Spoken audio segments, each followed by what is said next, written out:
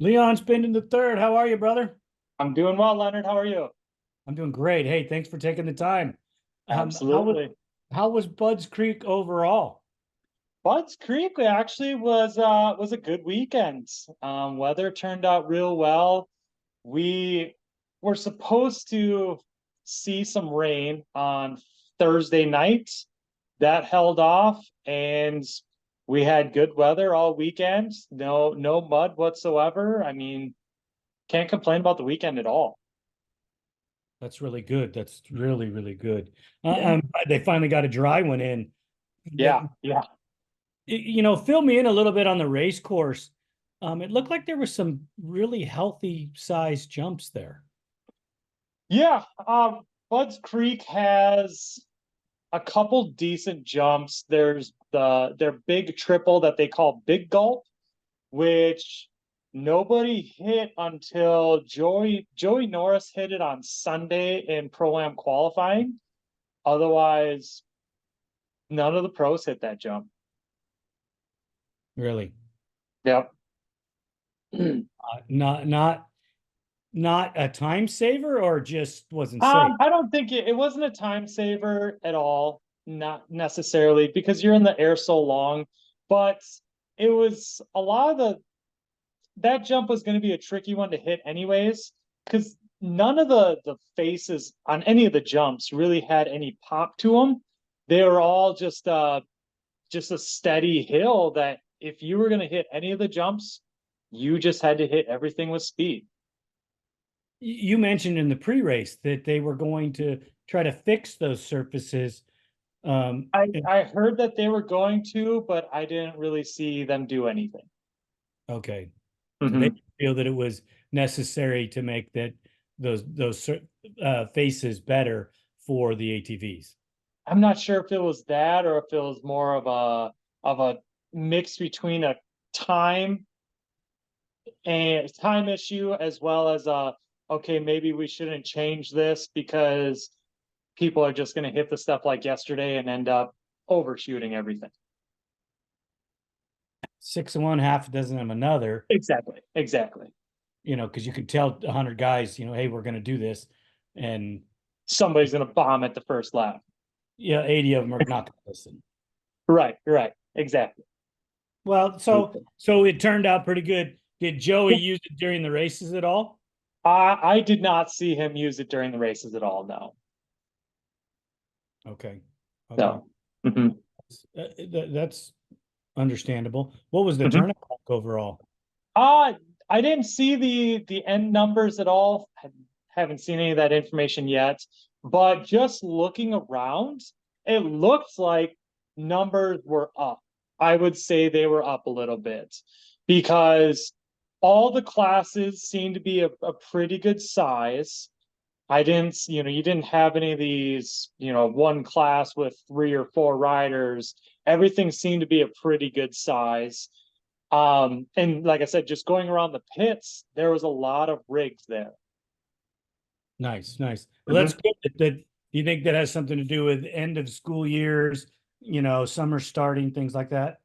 I think it's a mix of that and the fact that being in Maryland, you were a little closer again to more of the like D6 racers, the Pennsylvania district.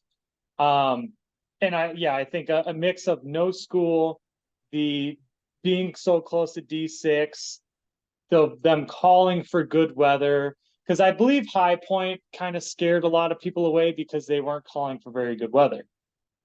Right. And what really it wasn't on the first day, it wasn't that good. Exactly. Yeah. I mean, Friday was pretty bad. So we'll start over with the weather portion Yep. again. Yeah. Everybody was, afraid of it there Mm-hmm. with a light chance. Was it a light chance of rain this time? Well, so they're only calling for it on Thursday, which there's no riding on Thursday, obviously. And they're actually calling for we were supposed to be getting hit with a pretty good storm Thursday night, but it never showed up.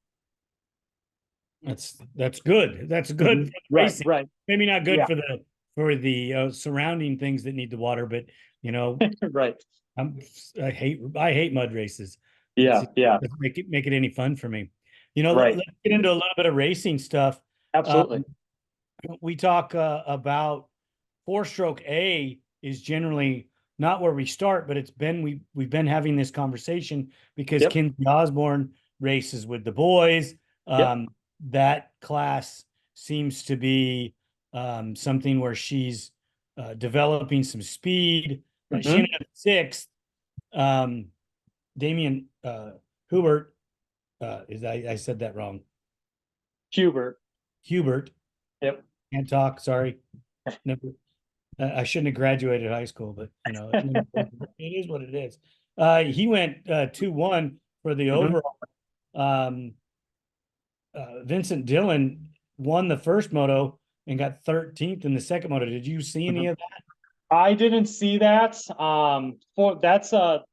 That was the first race of the day, and I was Moto 4, so I was getting ready for well, I was actually cleaning after all the JJ's morning practice and then qualifying on Sunday.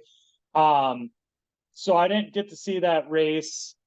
I'm guessing he had some sort of bike failure or being early in the day, because obviously earlier in the day the track is wet, so he may have had a mishap,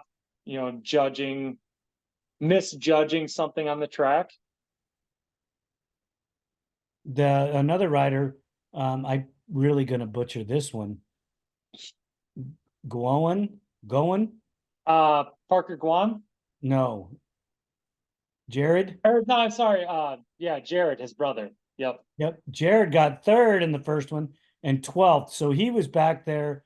Both I of those know riders. he was dealing So he was dealing with bike issues Saturday nights, and he was trying to get it figured out, didn't get it figured out, and I don't know if I should be saying this or not, but he actually showed up to the line with a different bike, and obviously is a no-no. You have to run the same bike for both motos. So what they did is they let him run, but they counted him a lap down.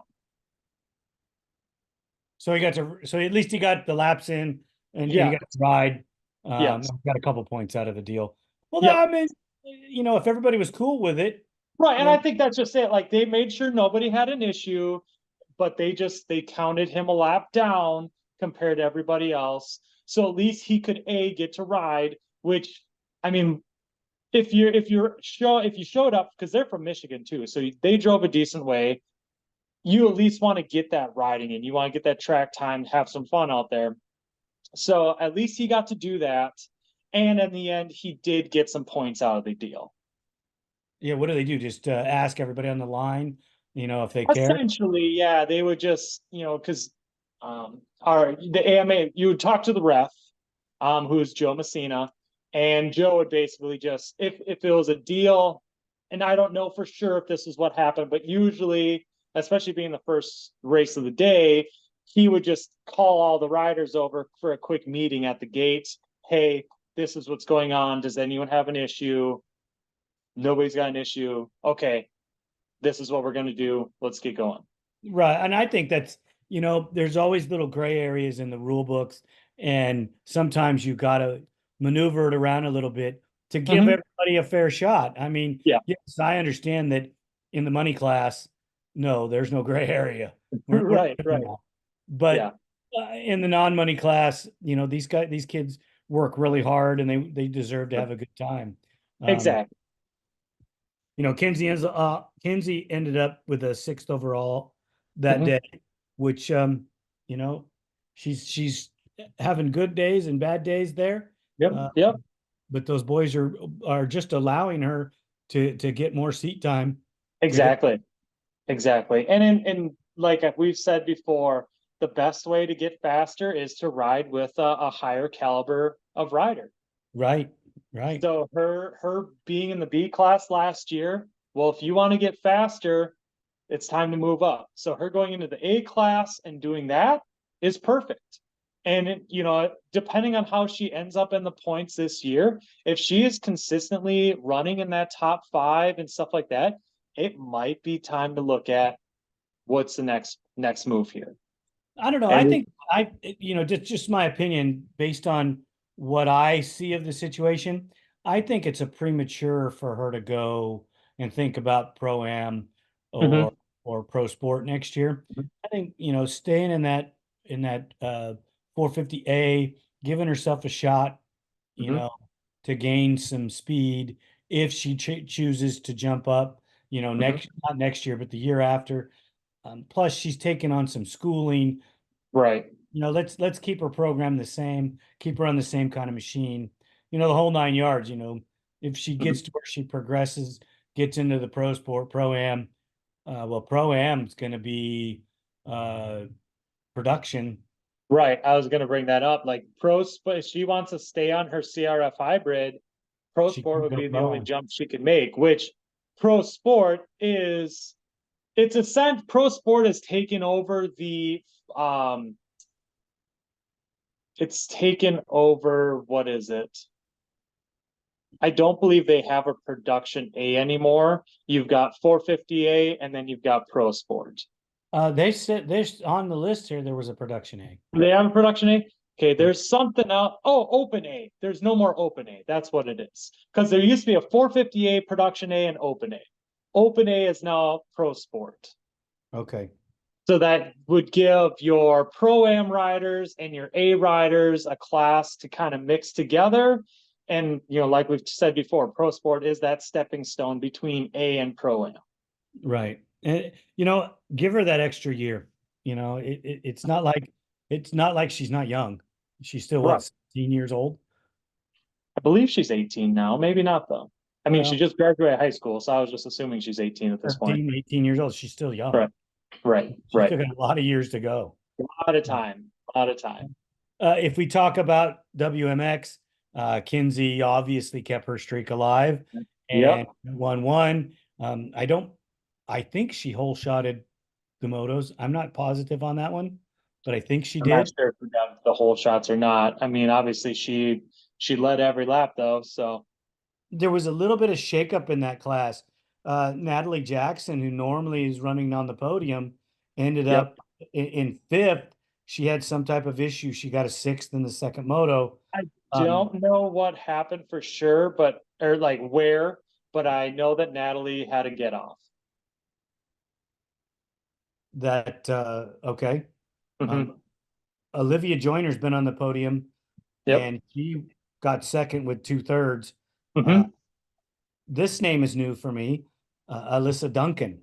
I don't know if Yep. it's any relation or linked in the chain with the last Yeah. name, but being from New York, I'm not sure.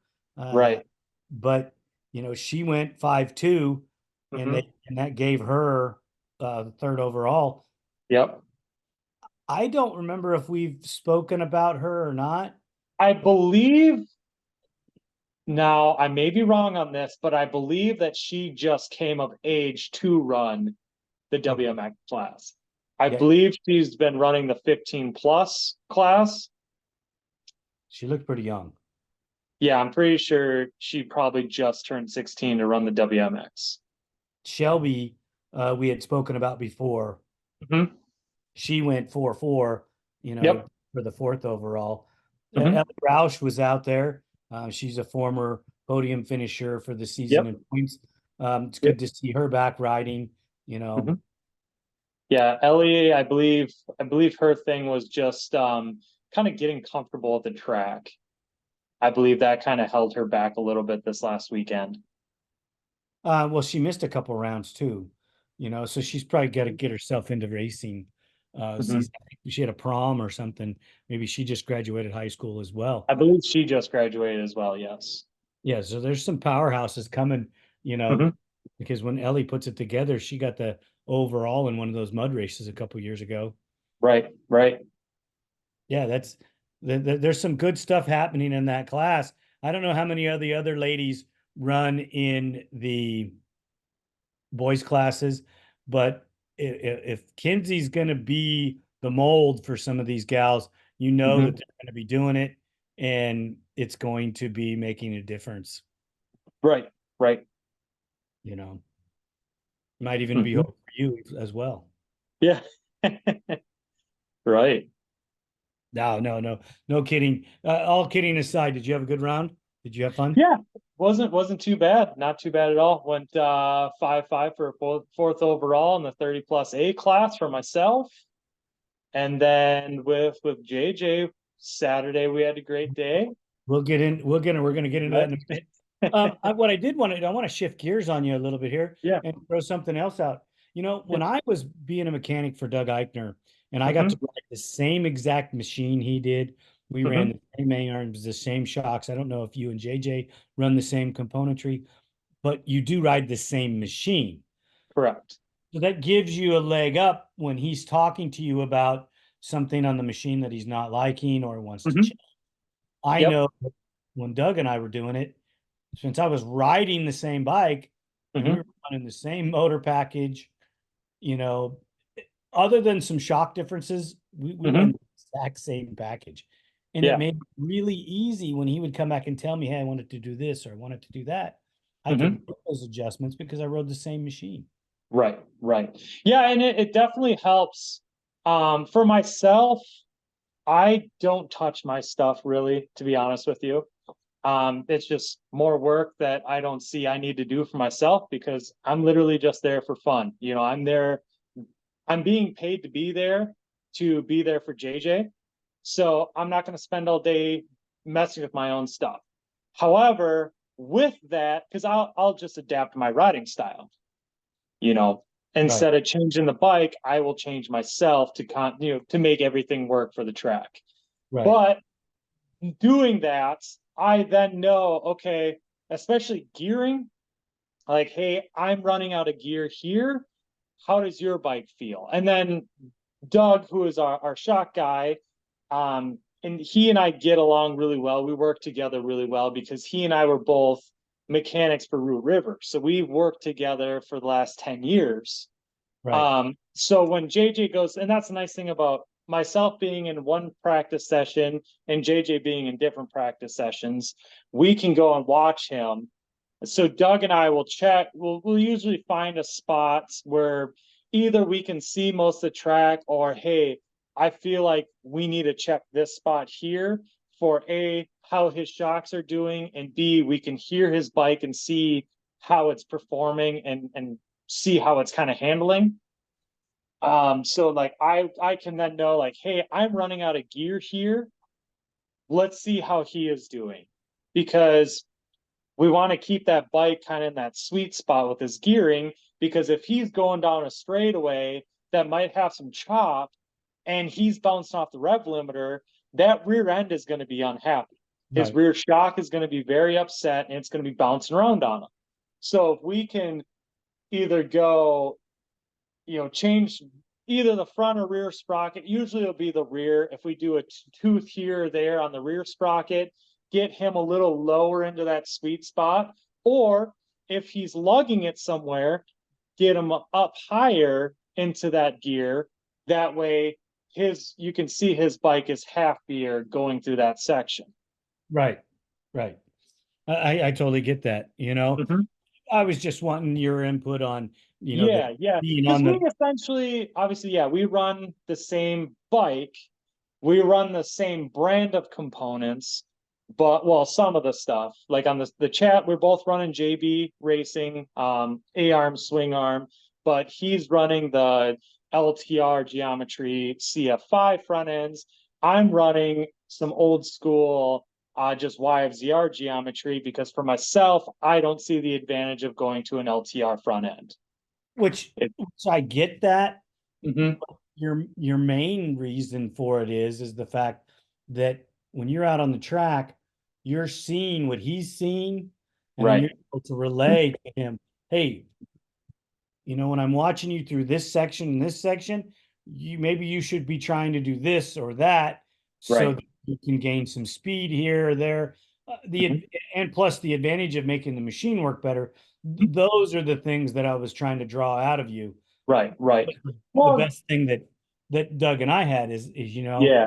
he was really good at picking his own lines. I didn't really have to talk Yeah, about. and we'll talk back and forth about lines too, especially if the track is like say there's a corner where the inside line is just getting a little too ridiculous. We'll talk about that. Or like, hey, is that this spots, is there that square edge right here still, or is it kind of, taming out a little bit? We talk about that a lot. Or, and especially if he has a complaint about the track, I then can figure out like, oh, right here. Yeah, okay. Then we're on the same page, instead of like most people, they don't even get to see the track. They don't know what's over there because you can't go and spectate that spot. Right. Exactly. It's giving you a clear cut advantage to Right. helping your rider. Mhm. Shame's going to be is one day you will have to step off of that machine to take care of him because Right. it will get much more difficult. That's Right. And what then, happened to me is I had to yeah, stop riding because the right. class got larger, it got Mhm. more competitive. The bike, we needed to change some things on the machine, Right. so it needed more attention. Yep. Yep. And we've kind of talked a little bit, when the time comes where he's going to move up, when he goes pro, all day Saturday is shot. There's nothing that I could do about touching a bike on Saturday. And if he is running pro and pro am, same thing's gonna happen. There's only one class that only runs on Sunday, and that's pro am. And he's gonna be running pro and pro am at the same time. However, he doesn't get to touch the track until Saturday. So that could then give me the chance on Friday to get out there and ride Friday practice. That way I still know exactly what he's looking at. And, we can still talk like we do now. Right. I mean, that's Mhm. good too to ride Mhm. practice. And then you're Right. you're still fine tuning those skills Right. that the rider needs that extra assistance. And Exactly. it's a trust factor too. He Mhm. feels comfortable talking to you about it because he knows you're out there. Right. Right. And we've had that conversation before too. Everybody everybody likes to come quick with the judgment and telling you what you need to do here, what you need to do there. But 95% of those people that want to tell you how to do things don't go out there. They haven't touched that track. They haven't ridden on that track. They don't actually know what it's like to be out there. Right. And that's where he and I can get along the way we do, and we can talk about the track the way we do, because I do get to go out there and see what it's like. It's it's just an added advantage for your rider. Right. Um, we talk about pro sport. Mm-hmm. Uh, you were trying to give the icing away early, but let's talk about some of the things that went on. Yeah. They ran a qualifier, then one heat, and then a second heat. So there is, they do it how what you get to see is done very dumb. There is no qualifier. It's just when there's 20 or more riders, they just split the first moto into two heats. Understood. So there's a first heat, there's a second heat, which every track is different. Some tracks they'll run two separate motos. This weekend they ran a staggered start. And so they ran everybody on the track at the same time, but there's just the So two heats of one moto. why are they listing a heat one, heat two? I see that. Yeah, Then Moto one and Moto two. that's what's really dumb. I don't understand Need to where take they're that coming out of up with there. that. Yeah, They need to take that first moto out of there because it's not first moto. exactly. The score Exactly. comes from your heat. That Mm-hmm. that changes the scoring up a little bit too. Mm-hmm. JJ won his heat and Yep. won the combined moto for Moto Yep. 2. So Yep. he won one.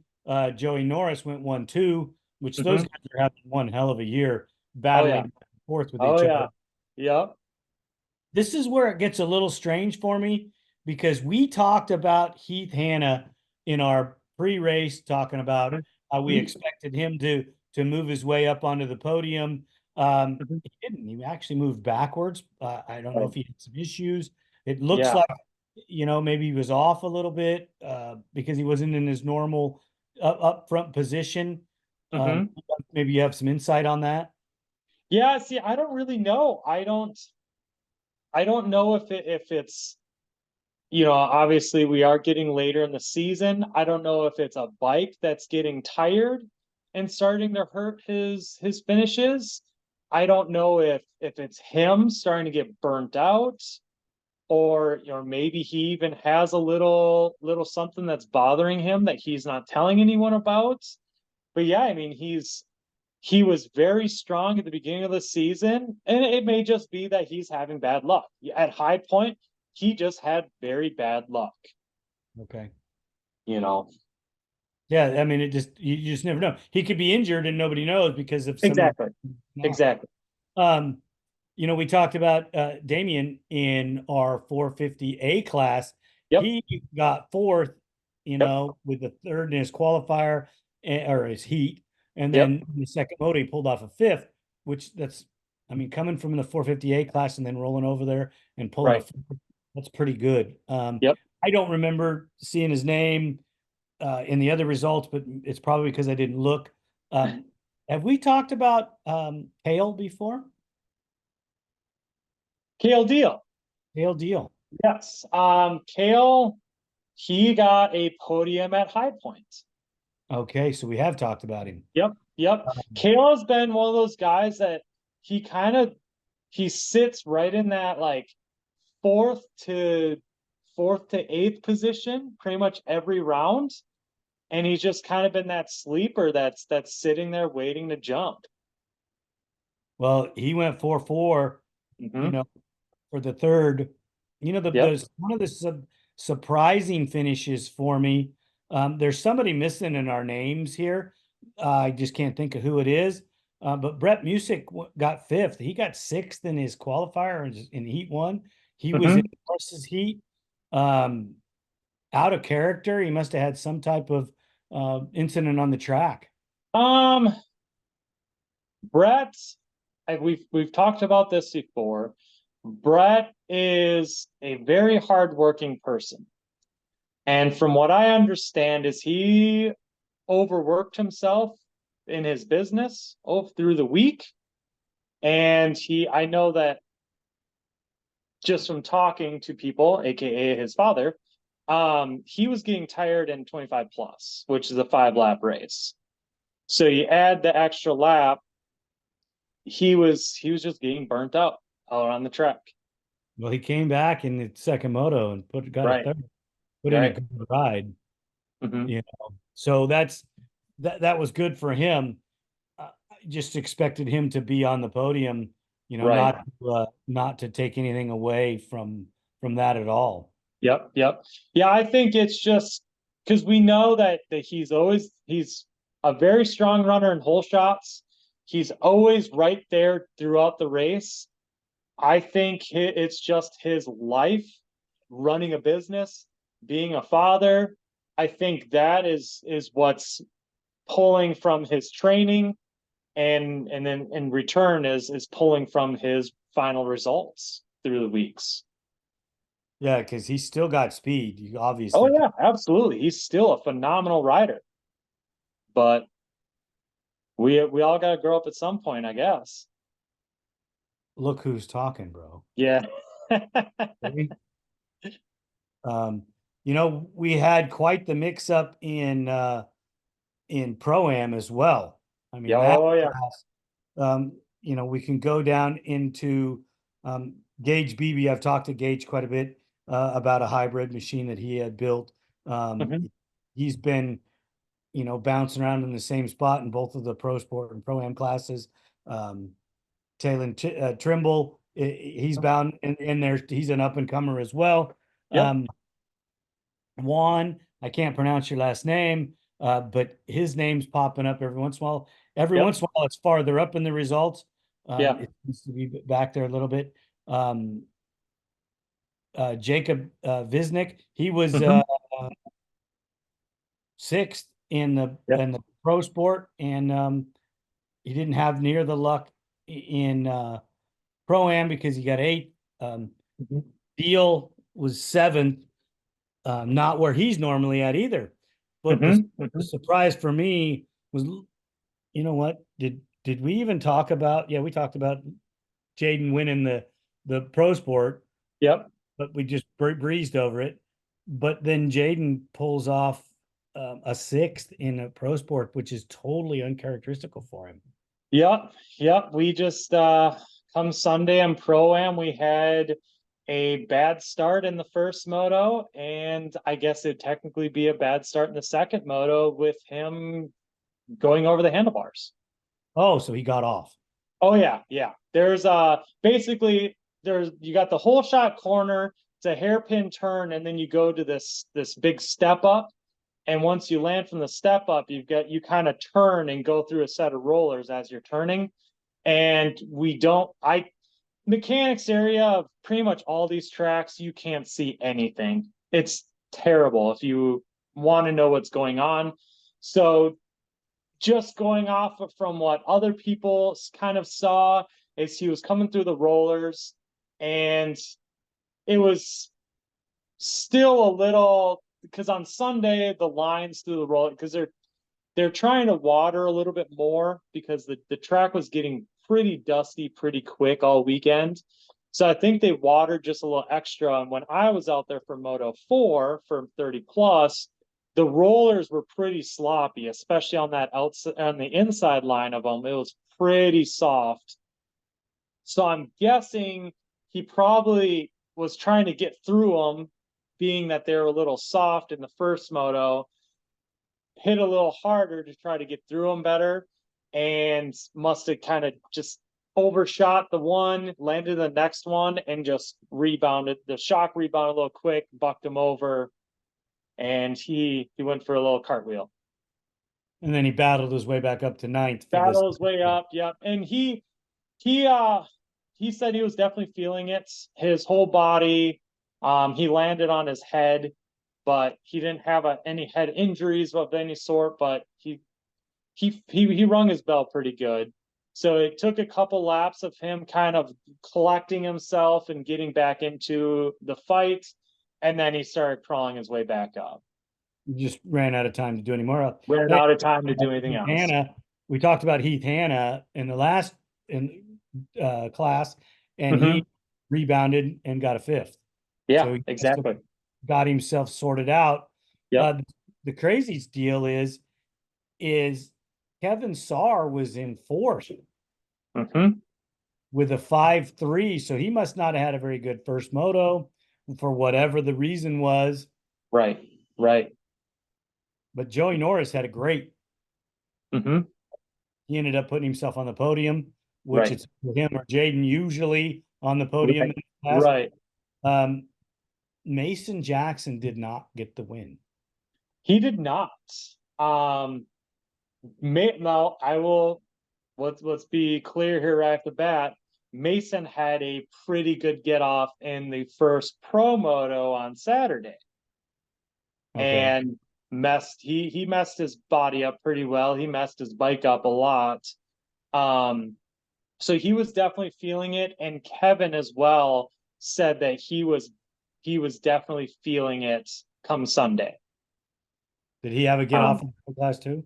I don't believe he had a get off, but he worked himself so hard that his body was sore on Sunday. Wow. So, and then, you had Wesley Wolf, who finally came back from his injury and decided, let's sign up for Pro-Am. Well, he needed a little seat time. Exactly.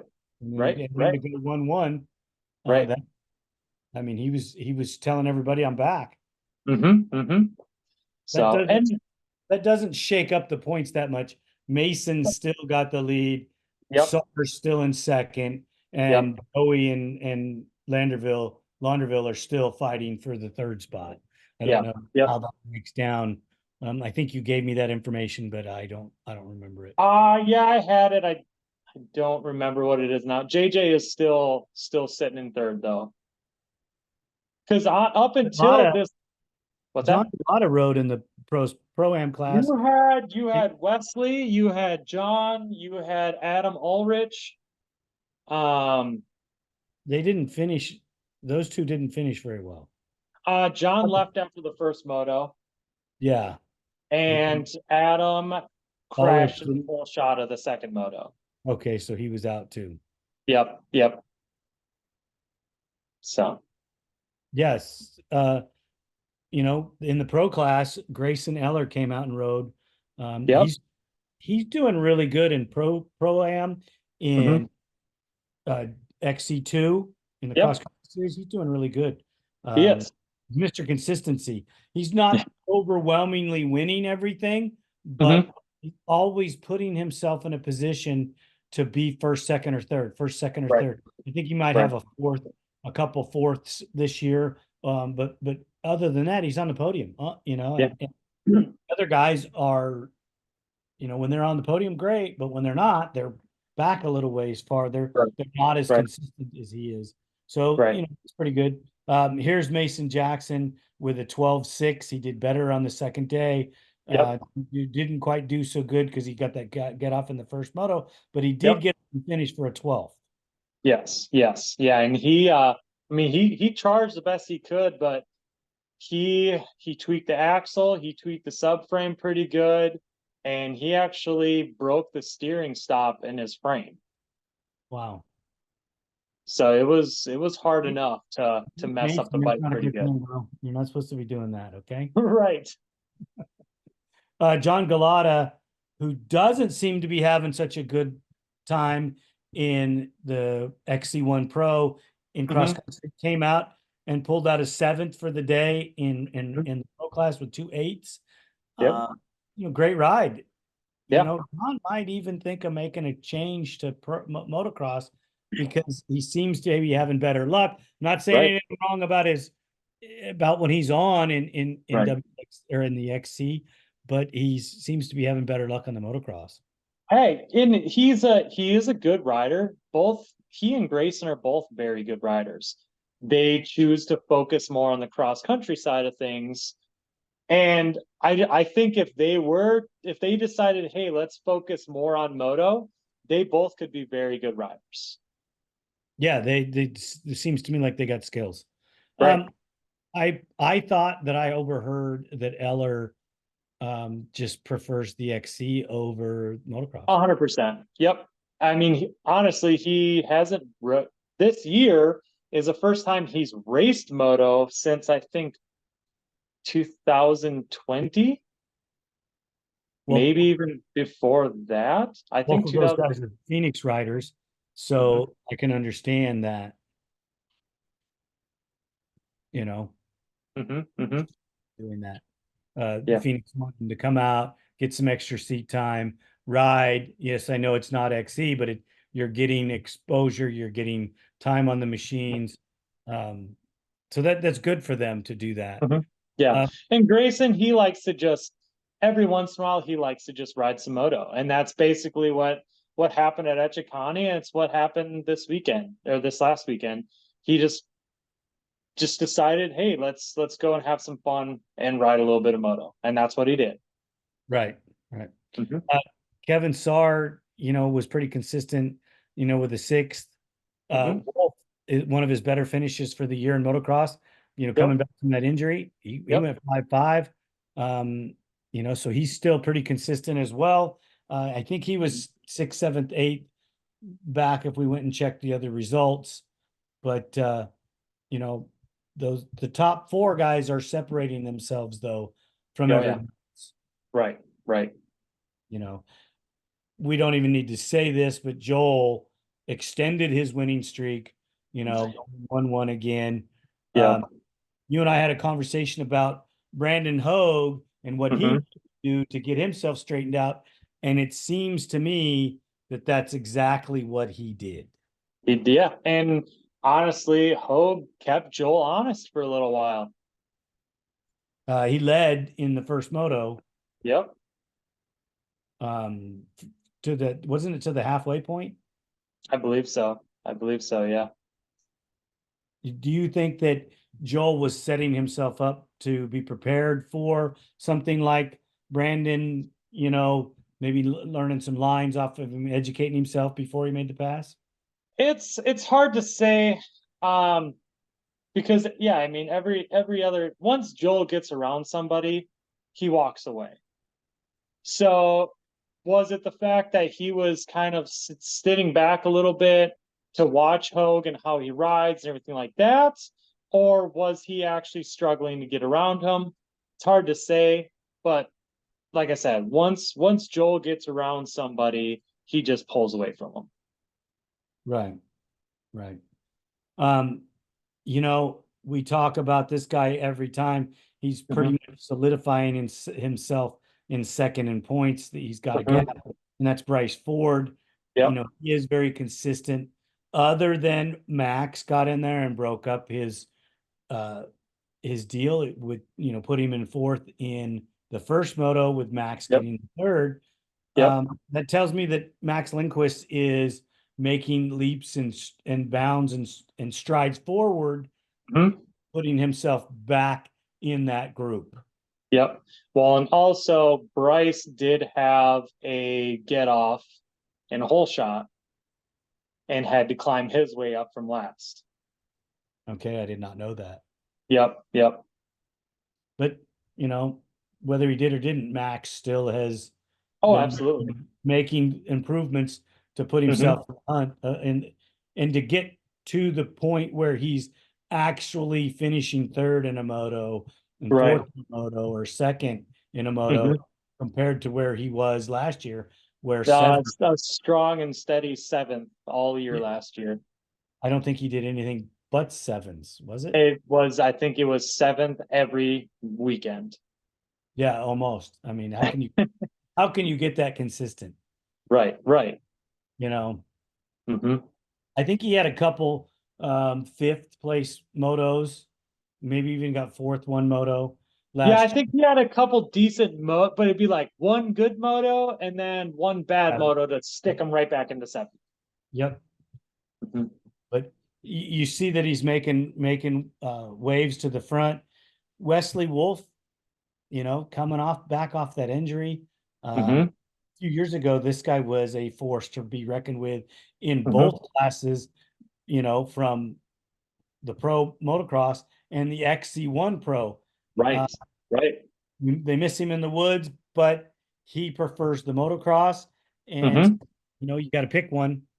He Right. picked motocross, and he's doing quite well. Yeah. Yeah. And I think this time off the bike really, really motivated him. And he was a very determined rider coming into this last round. Yep. Mhm. Round six, Budds Creek. Where are we going to next, brother? We are going to Sunset Ridge in Walnut, Illinois. So give me a little bit of rundown on that. It's a good track. I always have a lot of fun there. A sand track, a little bit of elevation, not much, but a little bit of elevation change. Usually a couple pretty good sized jumps. This would be Chad Weenan's home track, so I'm assuming we will see Chad Weenan again.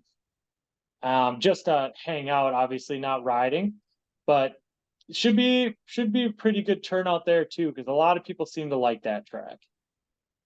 You're speaking of Chad Weenan. He's pretty much making himself. He's out of the media. He's out of the limelight. He did make Right. a statement not too long ago, but he's just low profile, getting Mhm. himself healthy just to see if he's going to come back next year. Yeah, yeah. I think he's focusing on getting healthy. I think he's focusing on spending a lot of time with his family. Especially since he can't really be training like he usually would. He's just spending that time being a husband and a father. There's nothing wrong with that. There's nothing No, wrong. not at all. Not at all. He really has nothing to prove to anybody in the industry. Not at all. He's been, eight-time champ, been on the podium in the second spot a number of times. Yep. Uh, for records and being in the history books, that guy's secure. Hmm. Nobody's going to take him out of that anytime Okay. soon. So if he Yeah. retired, I'd be patting him on the back and telling him, you had a great career, and he was a great Hmm. champion. It did a lot for the industry. So Yeah. Yeah. And I'd love to see him back next year just because it's always great seeing Chad. But if he decides, hey, I'm not coming back for the 2025 season, you can't blame him either. but do you want him to come back? I want him to come back as Chad, fighting Oh, for, absolutely. not Absolutely. coming back as Chad, running in fourth. He's just there. Yeah, exactly. Mhm. And those other guys are getting faster, and he did miss his season.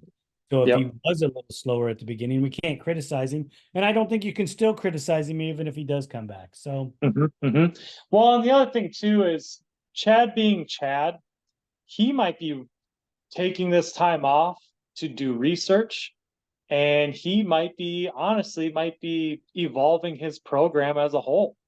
He might come back stronger than ever next year. possible.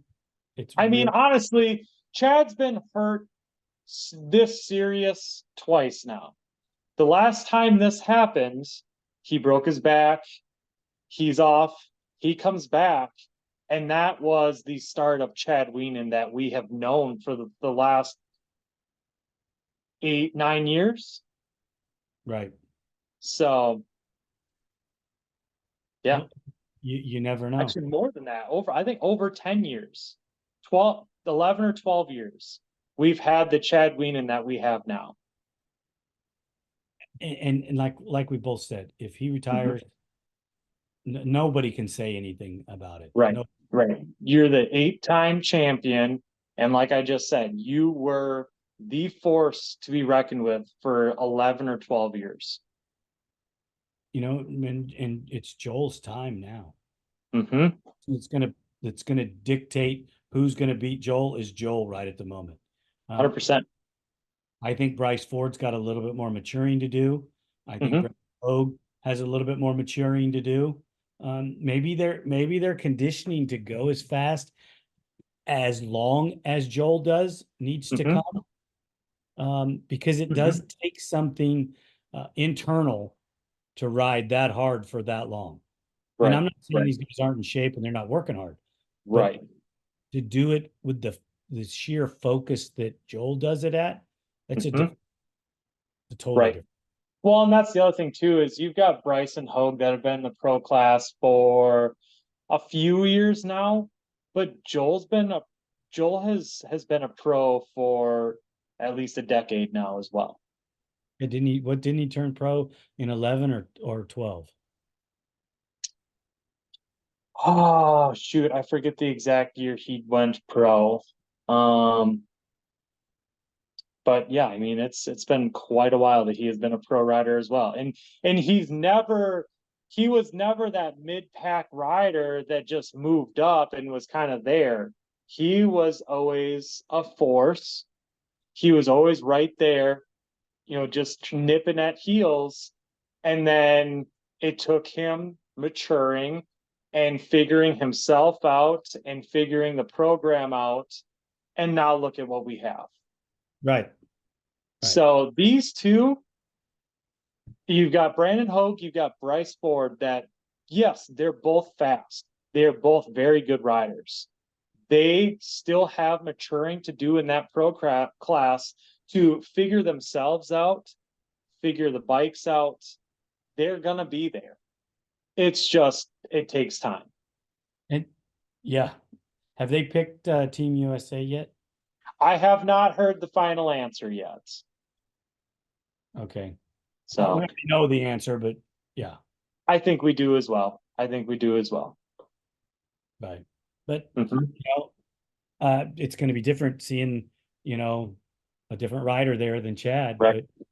Exactly. That happened. And I think we spoke before. I would think that they would find a position for Chad on the team, even if it's not as a rider. I think that they would probably find some position for him with the team still.